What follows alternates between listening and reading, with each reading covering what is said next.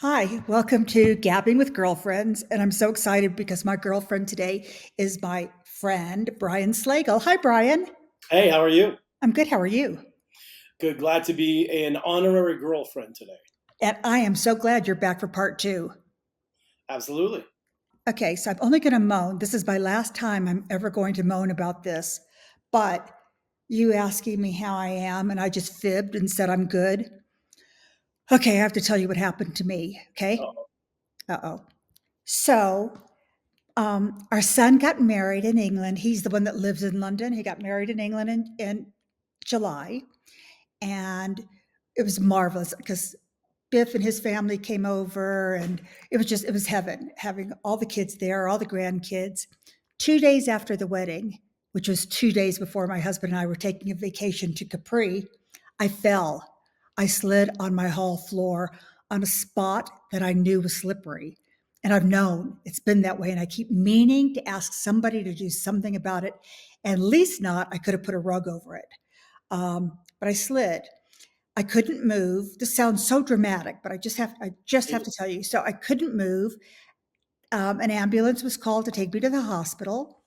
Went to the hospital, had an X-ray, was checked all over, and they said, "Oh, I bet you're going to have some good bruising, but as it stands, you've broken nothing. You've got a sprained hip and some torn ligaments."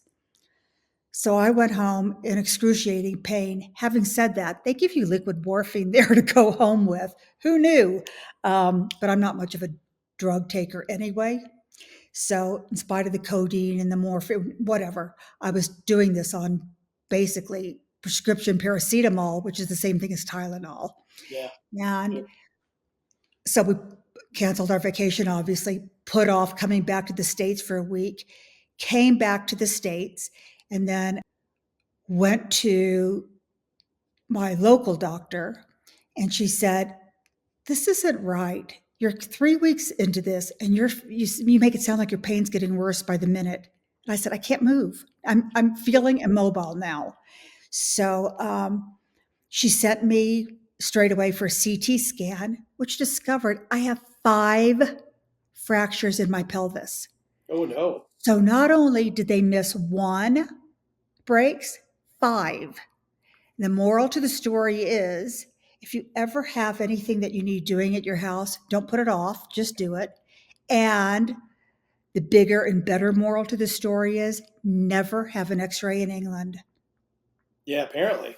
By the way, there's another moral to the story that I like to tell people. When I was in school, they didn't teach us much in physical education, which they don't even have anymore, I think. The one thing they did teach us to do is how to fall. So I've fallen so many times doing dumb things and fallen. I've never, knock on wood, ever broken a bone because I know how to kind of fall. And there's a certain way you can fall and not really hurt yourself. So take a class. Oh, well, thanks now for telling I me know it's that. probably too late now, but I actually, how did are you know, you today? Are you still in pain? yeah, I'm kind of miserable, but I see the orthopedic doctor tomorrow, and I'm hoping he says, "Oh, yeah, everything's good." Because I think some of it's psychological. Once I heard I had 5 breaks, I was worse than I was. And knowing that I'm going to see him, I think if he tells me that I'm, I'm good to go, or one quick shot and you'll be better, then I'll be better. So we'll see. But I am still uncomfortable and I do still have to use my crutch. Ugh, yeah, So, sorry to hear that.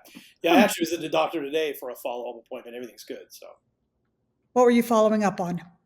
just I had some blood work done like 6 months ago, and a couple things were not perfect. So I'm getting those a lot better. But everything was fine. He was happy. So Do you have you get cholesterol? older, these things happen. Do you have cholesterol issues? Yeah. So Me too. long story, but my glucose levels were a little high, which is weird because I'm vegetarian. I don't do carbs. I don't do anything that would cause that. But I don't drink enough water. So I've been drinking tons and tons of water, and Oh I my still need to gosh. drink even more water now. So, but everything else was good. So, Oh my gosh, that's really cool. Really, really cool. So I'm trying to remember where we left off. I know we left off with all these sports things that may be happening in Vegas. So that was a couple months ago. Any new news? Any wiser about anything? Anything that people should be excited about or miserable about? there's so much happening in Vegas, and there's such things are so unclear because like a project will start and then it won't happen. Like the Dream Hotel, for example, which is next to the Pinball Hall of Fame, which if you're a pinball fan, it's like one of the most amazing places. I'm not a huge fan, but No, it's no, I've heard it's brilliant. yeah. But right next to it, they're going to build this Dream Hotel, and it's basically been just stopped for like years on end. So that seems to happen here. There's still no clear picture on the baseball team. In fact, it's probably even cloudier and murkier than it's ever been. They're going to Right? blow up the Tropicana, I think, on October 3rd, and then it's just going to be a big pile of dirt for God knows how long. Because that's what happened with the Fountain Blue as well. Didn't they start that and stop it forever and then 15 start then years. finish And it? I hear that it's sad because it's a beautiful place. I have friends that have restaurants there. The restaurants there are fantastic, but I hear it's just struggling really terribly. It's just not in a great location. So I hear all sorts of rumors about they're struggling and what might happen with them. Resorts World, the same thing. So like, if you're not on the Rio, just laid off a whole bunch of people. If you're not on the main part of the strip, Bellagio, Cosmo, MGM, like they kill there. But everywhere else in Vegas, it's a little sketchy, and this whole F1 nonsense doesn't help, if you ask me. Well, look at the Stratosphere because that's even further down. Does that do good business? They do okay, but it's a budget hotel. It's like the Oh, Stratosphere and oh, Circus do fine because they're budget hotels. oh yeah, We're looking at Fountain Blue and Resorts World. These huge hotels were built for yeah, yeah. dollars. They need to generate a lot of income, and I guess they're not doing as well as they would like to. When I went to a restaurant at Fountain Blue a few months ago, and I noticed that there were no stores there, but you could see the signs for the stores coming. And then I went back there last month, and the stores are still coming. It doesn't look like there's anything there. It doesn't look like there's one new thing since I first went. Yeah, and the restaurants there are all fantastic. Like, they're really great restaurants there, but there's Yeah, not much else there than that. yeah. Which is I mean, I'm not a shopper. I'm an eater, so that works fine for me. But when you have rent to pay, I I think you're know. going to need those shops. But that's a phenomena to me in itself. Is how many Chanel stores does any one 2 mile? I don't even know how long the strip is, but how many does one need, or how many Louis stores? Who Exactly. I was going to say goes? the same thing. It's they're going to get your money one way or another. So they figure if you win a bunch of money, you're going to go and splurge on all the high end stuff. So that's why there's so many of them here. Like every hotel has one. Yeah, it's just, I mean, I get every hotel having high end, fancy, expensive stores, but when you have the same store next door or three doors down, it's like, really?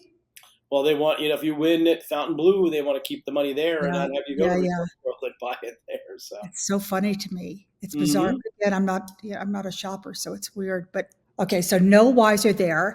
And are you going to see the Eagles at the Sphere? Absolutely, I am. I'm going to try to go at least a couple times, but I have a weird thing with the Sphere. So as I've gotten older, for some reason, my vertigo is terrible now, like terrible. And you've been to the Sphere, right? I think we talked Mhm. about that. Where did you sit at the Sphere? Well, I sat You guys in, were in a suite, right? no, my husband was. I wasn't. I went on opening night with a friend, and she and I were in 100, but Oh, not you're in in the the hundreds. center. Yeah, you're fine. Because I Not in went the center, to over a bit. I tried to do 300s for U2, and I couldn't do it, and I ended up getting tickets in the 100s, which is way better. Then they had the NHL draft at the Sphere, and I'm a big hockey fan, so I went, but all the 100s were sold out for all the families and the draftees and everything, so I could only get something in the 200s. I thought, well, it won't be that bad, and it still was terrible. I was there for like 10 minutes and had to leave. I couldn't do it. Oh, no So way. so I have to go in the 100s for the Eagles, but that's easily done. I did that for you too. Your neck is kind of a little strained from looking up, but otherwise it's worth it.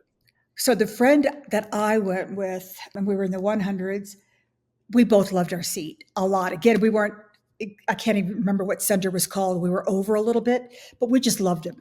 And then she went back a couple of months, still U2, but right before it finished, we went on opening night. And right before they finished, she took her husband, and they had come in.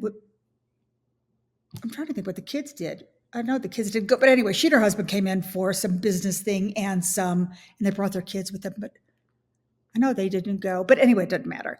So she kept going online for like 3 days because they were down for a few days, going on like Ticket Hub, whatever these things are called, to Yep. just buy tickets. That at the Oh yeah. very, yeah, then, figuring, well, at 7:45, they're going to be really cheap and whatever. And Yeah. she was Shh, staying right next door anyway. don't tell the secrets.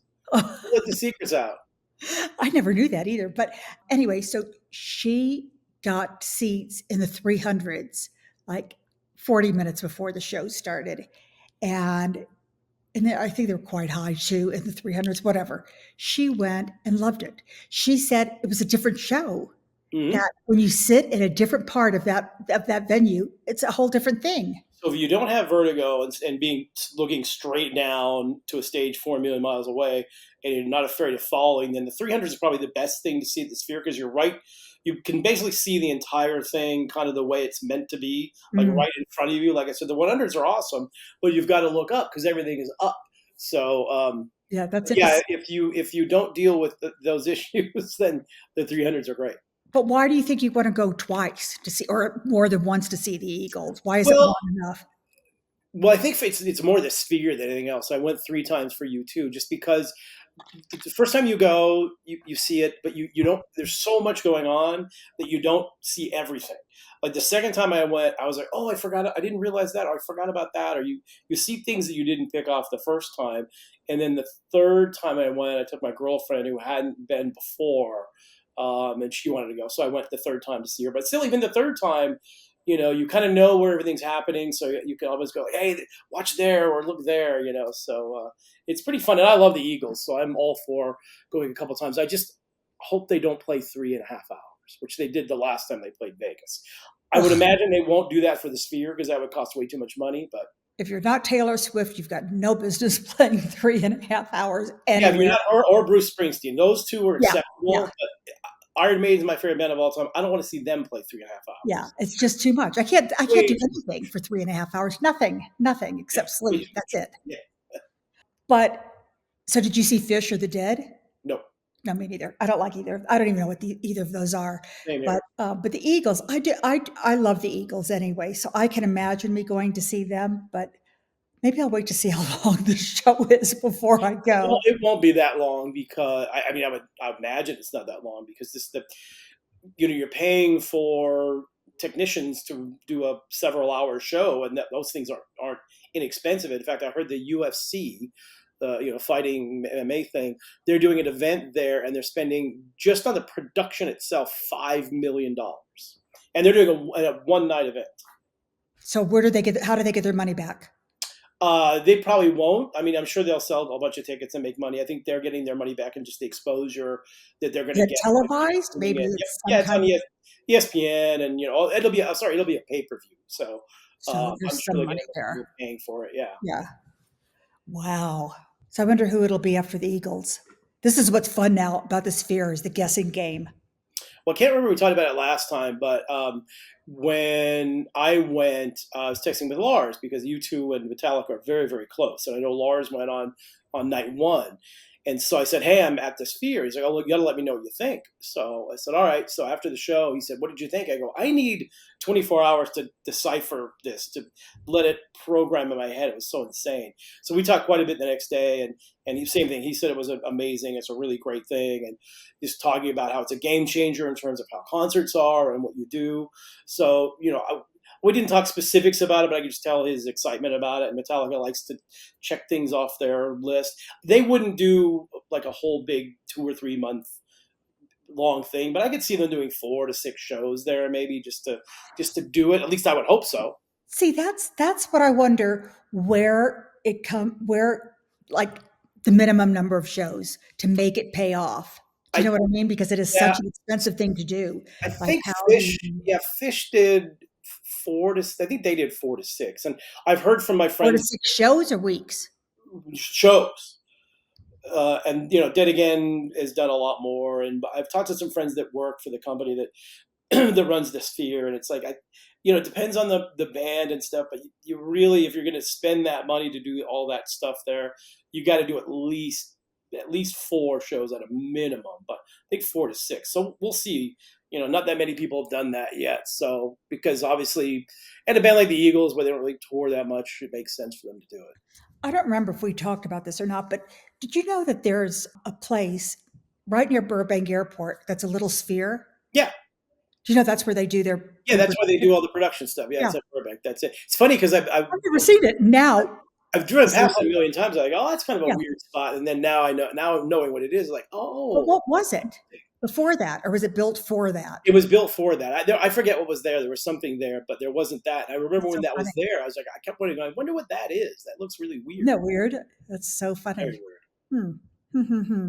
So, anything new musically that you want to share? Anything? Well, I Any do new? have to give you and your husband, more importantly, shout out. I went to go see I know your husband's a big fan of his. My friend Brian Posehn do stand up comedy here in Las Vegas, and we were talking afterwards, and he was. Of course I wore a Black Sabbath shirt, so we were talking about music in general. He's just talking about what a great time he had hosting the thing with your thusband's book thing, and I guess he said they're doing something else together now too, or something. Yeah, I think that. Well, we're thinking about doing another handful. This was like just a one-off to see. Yeah, You know how shy my husband is, and yeah. we never thought he would do it. We never thought, not that it wouldn't work logistically, but just that it wouldn't work because he would hate it or he would be shy or it was just so out of his comfort zone that we didn't expect him to love it. And he did. He had a really good time. He loved Brian for a start. Brian's amazing. Yeah, So he's an amazing. that's a huge, huge bonus. And then, yeah, and being the first one, nobody was really sure how to promote it or what to do. And I can't remember what the attendance was, but let's just say it was, I don't even remember, but let's say it was It 400 was. people. I remember seeing it. I didn't go obviously, but I saw it was happening and stuff, and I heard it was amazing. And I, I mean, he ended up doing like a bit of a meet and greet, a quick thing, but was happy to talk to everybody.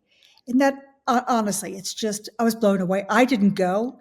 I kind of chickened out, to be honest. I thought he's going to hate this and he's going to kill me and he's whatever. I'm not going to be there. So his longtime assistant went, Debbie, and she said she just almost couldn't shut him up. He was just really happy and really, he just had a great time. So you figure. Yeah, that's amazing. Um, A and real quick story. I don't want to make it all about him, no, but please. did I ever tell you the first time I ever met him? No. So so this was, I think it was 1990, and it was at a Foundations Forum, which was this big Mhm. heavy metal convention in the late 80s, early 90s.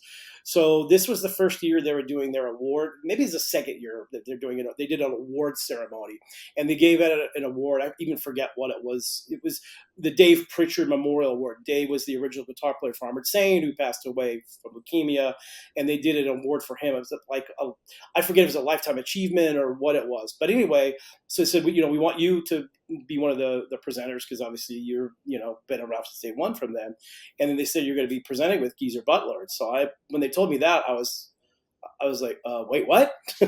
So I was so nervous because obviously massive fan, never met him before.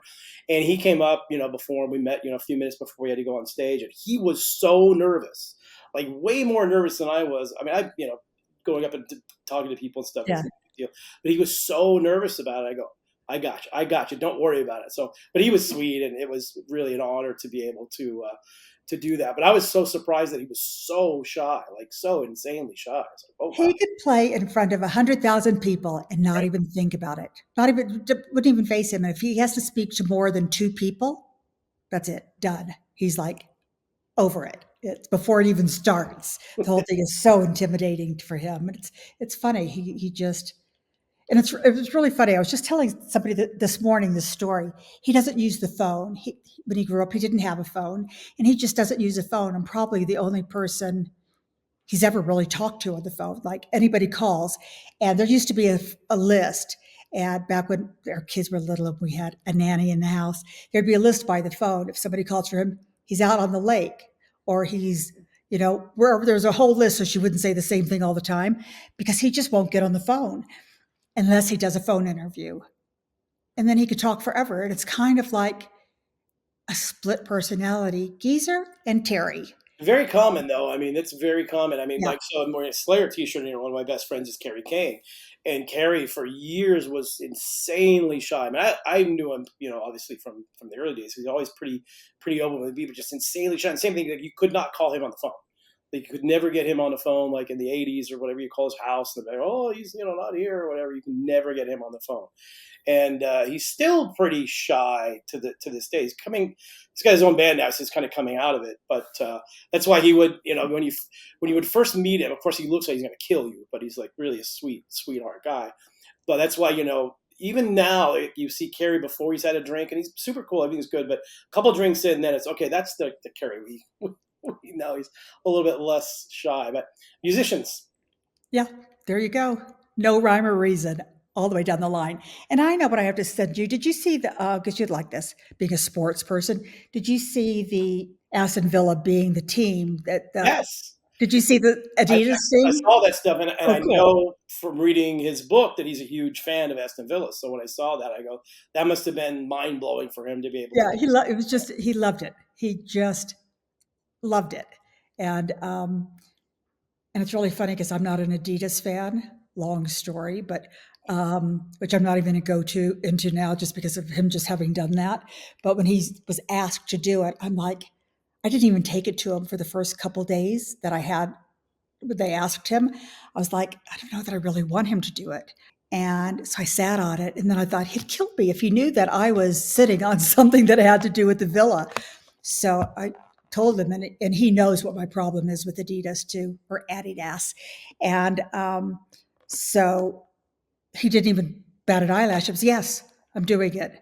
And he Yeah. said, don't you start, because he just knew I was going to have something negative to say, but And whatever. it's so well done too. The commercial is just hysterical and well done, and the whole Aussie part of it too is amazing. So yeah, Yeah, it's just, yeah, it was I really love fun. seeing when our metal world gets into pop culture like that, because that's Right, clearly right. pop culture. Like I'm sure most people would know who he is, but there's probably a lot of No, there's, fans that don't know of who course. he is or the fact he's a fan, the whole thing. So I love it when that stuff Yeah, happens. the number of people that wrote and said, I'm not a Villa fan, but it was so fun to see, or I don't really know Black Sabbath's music, but it was really cool to see that. It was just interesting because it just kind of crossed over both. Well, that's why with Iron Maiden, and Steve Harris is a big fan of West Ham, and so every up the irons and all these things for West Ham for all these years. And I know so many people that are obviously big Iron Maiden fans that don't know anything about British soccer or anything, but they become fans of that team just Of because Steve course, Harris yeah. is a fan of it. Again, I love again, being a big sports guy. It's always fun when the worlds collide. I like it. Yeah, I love that too. Okay, so no sports updates. I get some odd. Well, no, you talk. I was going to go through some questions that people will send in questions, and I usually do these questions with Gabby Hughes. Do you know her? I know Gabby. Yeah, Gabby's awesome. I know Glenn really well. In fact, I had dinner at the Rainbow. I did a book signing of the second book at Book Soup, and the night before I had dinner at the Rainbow with Glenn, Gabby, their friend Jane, and Don Jameson. It was a blast. Oh, fun, They're also cool. fun. But we do these when these. I gather so many questions, and then she and I will answer them. She is so funny. She's really funny. I don't think people really realize that she's quick. She's super witty. She's But awesome. anyway, but I'm going to do some with you tonight. Okay. Today.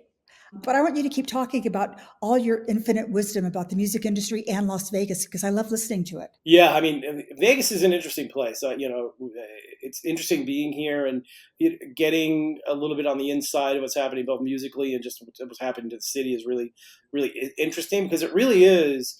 Obviously, I grew up in LA and lived my whole life in LA, and I had a place in New York forever, so it was always LA and New York for me. And now I'm hardly ever in either one, but I'm in Las Vegas a lot and Dallas as well. But it's such You a were in small. Dallas last time we spoke. Yeah, but I'm back here in Henderson today. But it's such a small city, Vegas. It's a really small town when you look at it. Forget the strip and all that sort of stuff. It's really interesting because it's a whole bunch of really interesting players here. Everybody's like really nice, but while there is that happening here, there's also this massive amount of just overall corporateness because of the strip and who owns everything and who's moving in here and the amount of money is being spent. So it's a fascinating place to be and kind of learning, who knows what and what's happening with what, and but it takes a while, but it's a fun place to be. I mean, I definitely enjoy it out here. I enjoy the fact that there's very little traffic, even though they're messing up stuff with construction. But I was talking with one of my buddies the other night, and he lives in Summerlin, but he works now in Henderson.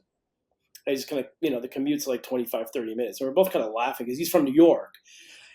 I'm like, yeah, 25 or 30 minutes in New York or LA. It's like, that's around the corner. But, Oh yeah, it's like, oh my, that's way too far now. It's oh 30 yeah, minutes. Oh my gosh. And yeah. traffic, the That's so traffic's funny. so horrible here. I'm like, you guys slow down to like 25 miles an hour for like 3 minutes. Come on.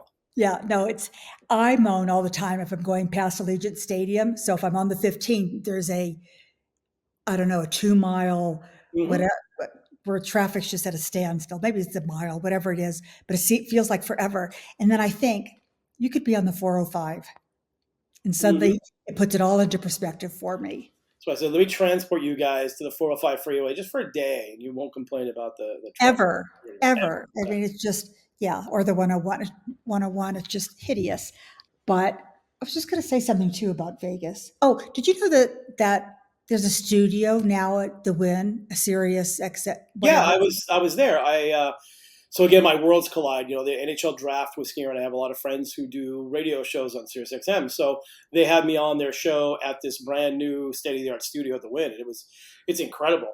But Isn't what's it cool? I went there because Terry did an interview there with Eddie Oh yeah, Trunk, with and it Eddie was, Trunk, yeah, with Eddie, yeah, yeah, it Eddie. was so nice. Eddie's so great. Yeah, that place was amazing. So I went there and saw it. I was like, holy cow. But what was interesting, so when I got there a little bit early, and there were a couple kids waiting out front. I was talking to them for a minute, and I didn't even realize it, but next door, like literally right next door to that studio, is a James Hetfield guitar museum. I mean, sorry, car museum. Where Oh he's got, yes, yes. Eddie told us that. they showed me that. Did Like, you oh look? my gosh, this is crazy. Did you Right go? next to that. I didn't go in because it wasn't open, because I think I was there on, was it, I forget what day it was. It might have been yeah, I think it was Saturday, because they do their shows on Saturday. So I think Saturday, so it wasn't open. And I haven't been able to go back since, but still was Well, pretty why? cool. I mean, what? Not why didn't you go in with it being closed? I know the answer to that, but why do you think he has that there? I don't know. He does a lot of car stuff, obviously, because he's a big car fanatic, and he does a lot of stuff. They've had stuff in Metallica shows. They show his car collection. He's got books. So it looks to me that somebody involved with one of the books or something just decided it'd be cool to have three of the cars there and promoting his whatever book and stuff he's doing. I haven't seen him since I saw that, so I would need to ask him, like, what's the deal with this car museum you have Isn't that in funny? Vegas? It's crazy. Yeah, and I have to check it out. But that studio is beautiful. Yes. So, okay, what else? What else is new? What Let me else? ask you. So, kind of a hot and button issue lately. I've done a lot of podcasts, and people ask me about this all the time. So, I'm curious to get your perspective, because you're kind of on the artist side of things too. So, what's your perspective on Spotify? Well, it's really funny because, well, I used to really have a problem, and then it's kind of personally, not just personally. I don't I don't really care personally because I don't really download that much music, um, because either my husband has it downloaded, so that's how I hear it in the house or in the car or whatever. So I never really cared. And he won't do Spotify as an artist. He won't. He's It's really, I find it really interesting, because people ask me all the time, and I'm on the record company side of things, obviously, but I have a bit of a different perspective, because I think the problem for me lies with the fact that, so we're an independent label, right? So we can kind of make up our own rules. So we pay the artists what they should be paid, which is all basically about half of what, because we don't do a whole lot. We promote it and we do all the inter work, but you're not spending a lot of money doing Spotify. So the band should be getting a healthy chunk of that. But I do know I have a lot of friends who have record deals with major labels, or older bands who had old deals with major labels, and the old deals were like, you get 19% of whatever, and that's all you're going to get, which means they're getting half of what they should be getting. So a lot of people complain that they're not getting paid enough. But I look from my perspective of like, well, I don't know. We've got a few pretty big bands that have a lot of streams on Spotify, and we're writing six-figure checks to them every 6 months or every year or so. So it is a good income generator if the labels are paying the bands the way they should be. And that's unfortunately not the case. And not only that, but the majors also own a piece of Spotify. So they're kind of making money two ways. But yeah. it's look, the bands today, not just Spotify, but physical with vinyl and CD sales still, bizarrely enough, are still really good. But bands now, in the last, I don't know, let's say 5 years, are making more money on the music than they had for the previous 10 years before. Before Napster came in, so it's definitely better than it was. But everybody has their own, own vibe about it. I mean, I like it as a user too. It's kind of fun to go in and do stuff. I mean, I do both Apple and Spotify. So See, we use Apple more than anything. And believe it or not, I think I'm quite in tune to new music. My husband can tell you, I mean, there's this girl, and I can't ever remember her name. And I don't really care about her anyway, but I'm going to tell you her name anyway. And I've just gone blank, but she has a number one album in England. She's from Missouri. It starts with a C and it's a weird name, and her last name's Roan. But I'm going to tell you, they say she stole Lollapalooza. She was the top act. yeah, I Every, know what you're talking about. Yeah, and he told me, I can't even find her now. Oh, Chapel, Chappel. Um, he found her like 6 months ago. He said, "You got to listen to this girl." And I'm like, right over my head. Don't get it. And he said, "No, you have to watch it. I'm going to find you a video to watch then, because half of her thing is her appearance anyway, because she's very heavily made up and she wears like fairy dresses and whatever. And it's just crazy how he finds these things. And then 6 months later, everybody else knows who they are. yeah. And How does he discover these things? Like, what's his? that's just it. He just finds these things online, and I don't know. He must have too much time on his hands. I've got no idea. But moral to that story is it's either YouTube or Apple Music, because he doesn't do Spotify. So I don't know. I'll tell you what, I'm starting to really love TikTok, and I found a whole bunch of bands via TikTok that the algorithm stuff figured out. Like I'd heard of them a little bit, but I was never really heard too much about it until I saw them popping up on my YouTube thing. They spent Måneskin, that Italian band that's got a Yeah, bunch of love, girls in. love, They're love. amazing, amazing. And I don't know how I missed out on it, but I started coming on my TikTok, and now I'm like a massive fan. And there's a few other bands where we actually just are in the well, it's signed, but we haven't announced it yet. But there's this one band that's from China, actually from Mongolia, excuse me. But they kept coming up on my TikTok. I was like, what is this? It's like really kind of heavy, like the music kind of Rammstein-ish, but it's also got the old school, Chinese instruments and stuff. And I was like, this is really interesting. But everything was in Chinese, so I couldn't read any of it. And then I guess I was watching it so much, eventually something came up, and it had their English names. This band called Nine Treasures, and I just thought, this is amazing. So I went to my Instagram page to follow them, and it turns out they had already following me, and they'd sent me like a DM like a year ago saying, "Hey, we're this band from China. We're looking to have some help." And Oh, no way. yeah, so I was like, "Oh shoot!" So I sent them back, "Hey, I'm a big fan now." Da, da, da. And turns out, I'm they got me together. The manager, who also manages the band, the Who, HU, same thing. They're a Chinese band, but the Who sings in English. They're actually opening for Iron Maiden on the U.S. tour, so they had a Oh, couple of nice. big radio hits. But this Nine Treasures is a little bit different. They sing all in Mongolian, but the music is just so interesting. It's like really heavy, and like I said, it's got this whole big show, and some of it's like thrash heavy, so it's really interesting. But I found them on TikTok, so No, a lot of people say that they yeah. find things on TikTok. I don't really do it enough. There's no such thing as an algorithm on mine, because I like never do it. And and my husband doesn't get it. I mean, I think intellectually he gets it, but I think he doesn't get investing the time in it. Yeah, I mean, it's one of those things where it's interesting, but there's a lot of nonsense on there too. So you can get frustrated sometimes just swiping up from all this weird stuff they have on there. But I know people that will go to, I'm just making this up, Kansas City, for example, and they'll know every place to go from Oh, TikTok. sure, yeah. They There's, learn everything from TikTok. by the way, there's some great Vegas bloggers in terms of food stuff in Vegas. I've discovered a whole bunch of really interesting restaurants and stuff just from these food bloggers that out of On the way TikTok. spots on TikTok. Yeah, I and love it's also interesting that so I went to this show in Dallas about I guess like 6 months ago. It's been Cattle Decapitation that we have, and the other band Immolation. They're both super underground bands, but they're getting pretty popular enough. They played a 1,200 seat theater in Dallas and sold it out. I was asking them, like, how's the tour going, and they said it's really good, but it's been a really interesting tour because both of these bands have been around for anywhere from 25 years, so they're veterans, obviously.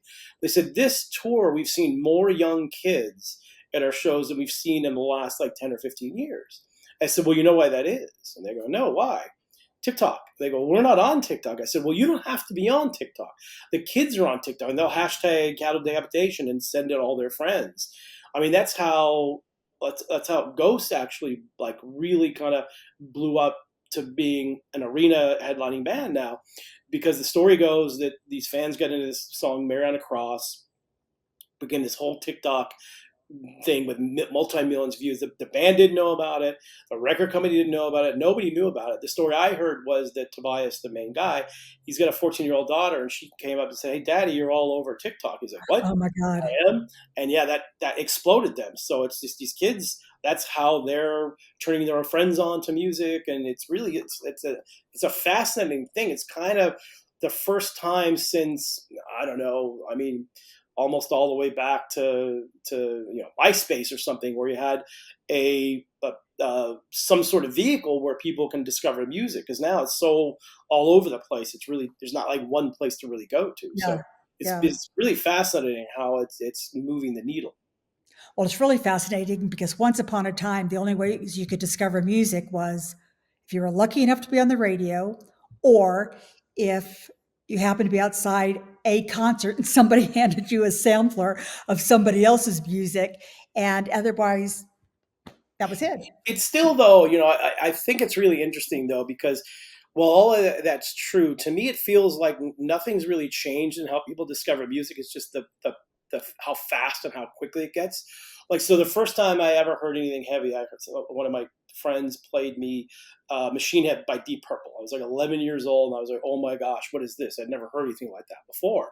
So I went out the next day, and bought it at a record store for wherever. And so now my neighbor goes, oh, well, if you like Deep Purple, you should listen to Black Sabbath. So that was Sabbath, Bloody Sabbath was out. So I listened to that. And then, once you start to get into it, you talk to other people, and it's like all this word of mouth stuff. Even this was, in the late 1970s. So it's still kind of the same way, just people turning other people on to music. It's just now with the amount of people you can get to and stuff, it's Yeah. it's interesting, but it's still kind of sort of the same way, just on a It much is. broader level. Instead of one person, now you could potentially be telling a million people. Exactly. But So it's I love it. fascinating how it's still somewhat the same, but now in a much bigger area now. Um, okay, we're going to move into these questions since we're starting to run out of time. We'll move into a couple of the questions, and then I'm going to have you on for part 3. That's fine. I love it. You're so fun to speak to because you have things to say that are, you don't just have things to say. You have things to say that are interesting to such a wide variety of people. So Well, thank there. you. I appreciate that. Okay, so if you were stuck on a deserted island, name 3 items you'd have to have with you. 3 items. Ooh, whoa, that's a tough one. I would have to have some device to play music and have access to music somehow. So I guess some sort of speaker system with Spotify or something on it, so I have access to music, because I can't live without music. Obviously, that would be number one. There's a million things. What would you want after that? I don't know, a helicopter to get me out of there. Oh, that's a good one. Yeah. That. What else can I not live without? Oh, I'd also have to have some sort of television device so I can watch hockey. Like, with music and hockey are my 2 things. So I'd somehow have to find a little satellite dish that had all this stuff set up, something like that. So That's perfect. everything It else I used, can figure out. it used to say there isn't Wi-Fi on that island. Who knew? Who knows? Yeah, then Maybe. I'd have to have like a CD player and as many CDs as I could fit in a backpack, probably. Yeah, mine's way trickier because mine would have to be my dog, Yep. and I'm not sure what that dog would eat if we're on a deserted island. So mine would all be food related somehow. I don't really know. But here's a good one for you. This isn't one of today's questions, but I've had this question before.